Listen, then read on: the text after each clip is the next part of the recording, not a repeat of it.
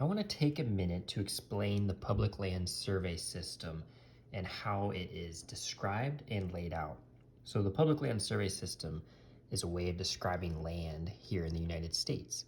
This all starts with two lines. First, you have your principal meridian.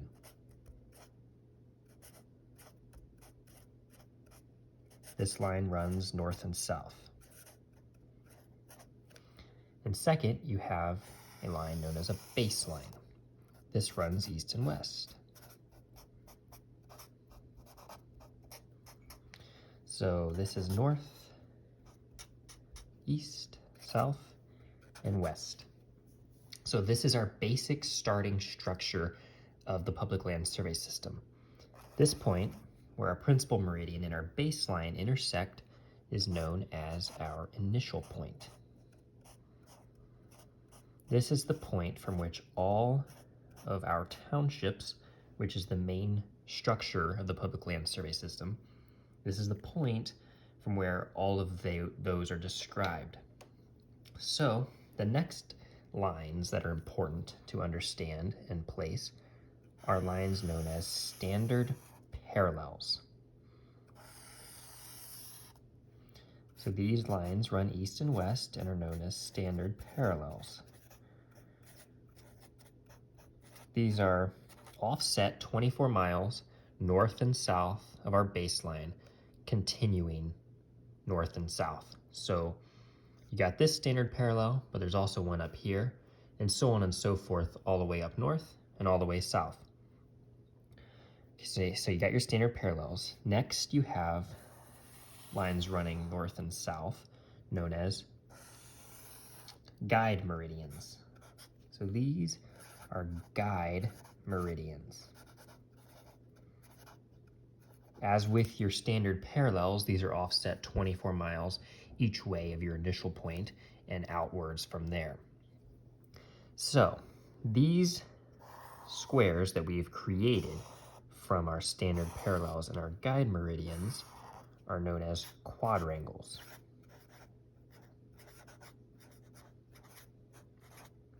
These quadrangles contain 16 square townships.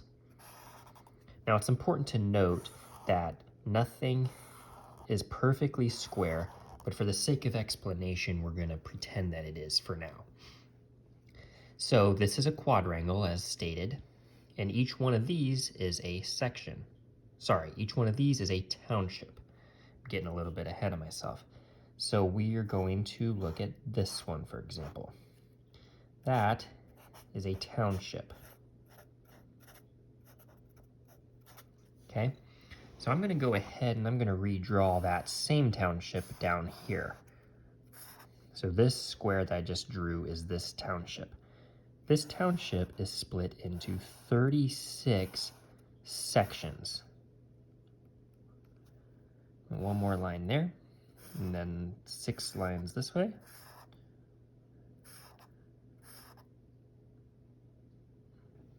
So this is 6 miles north to south and 6 miles east to west.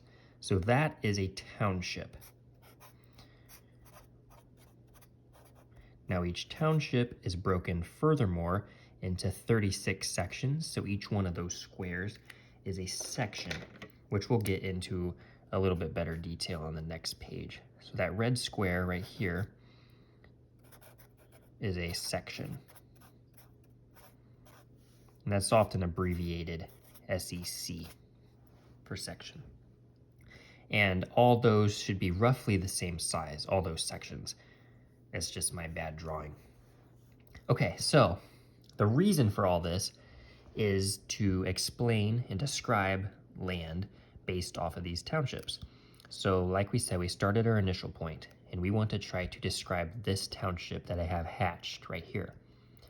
This township is going to be described as Township 1 North, Range 4 East. So the way this is derived is for the township, we start with our baseline. And you look to see how many townships north or south you are of your baseline. So for us, We are 1 township north of our baseline.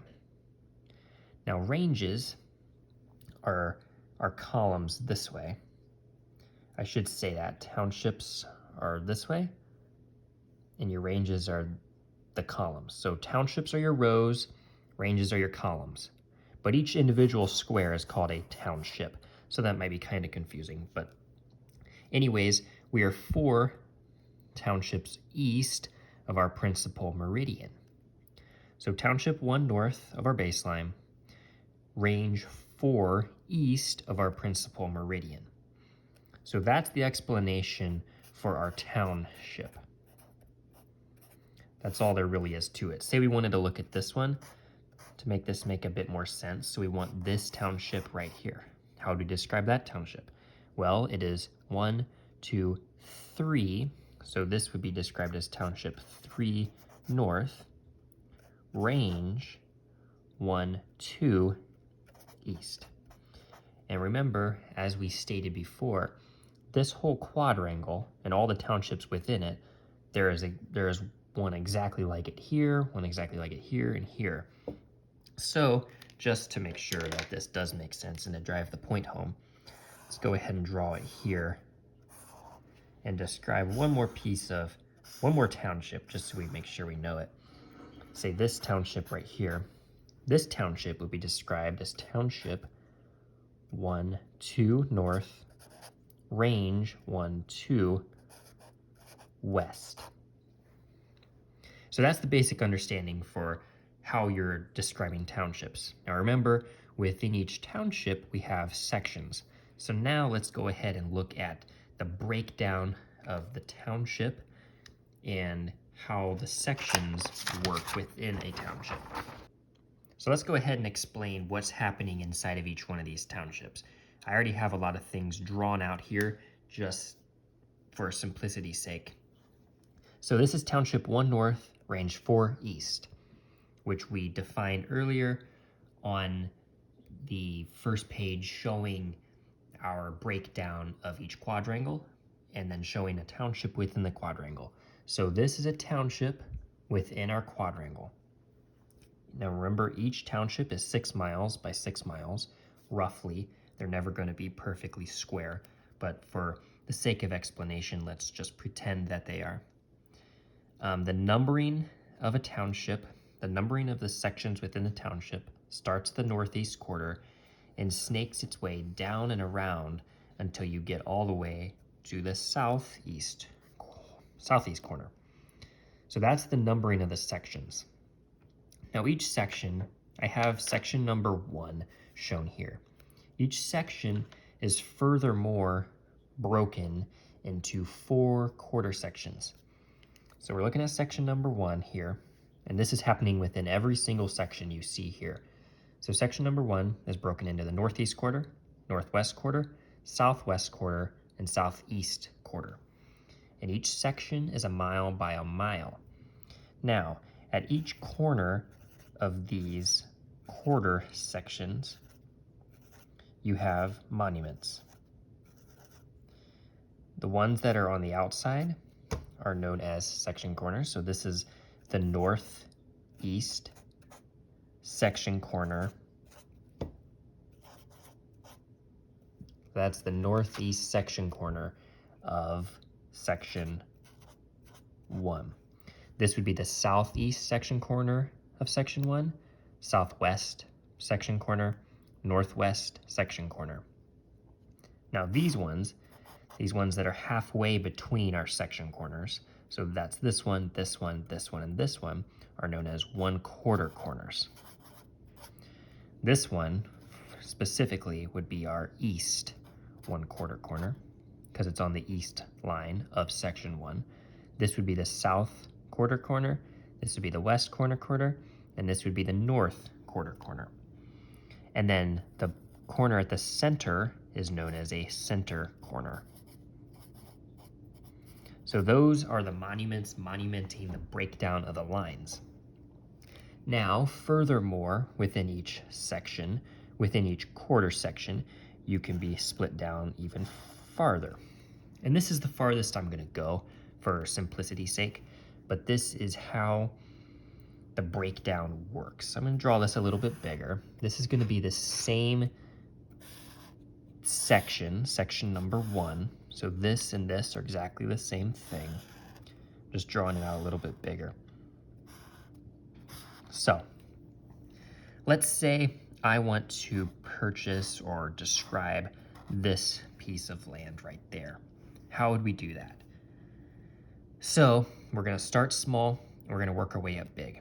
Let's think about this corner or this quarter with respect to this piece. So if we're looking at this piece, we're going to say that's the north. Make sure you can see here. That is the northwest 1/4 of, so it's the northwest 1/4 of the northeast 1/4 of section 1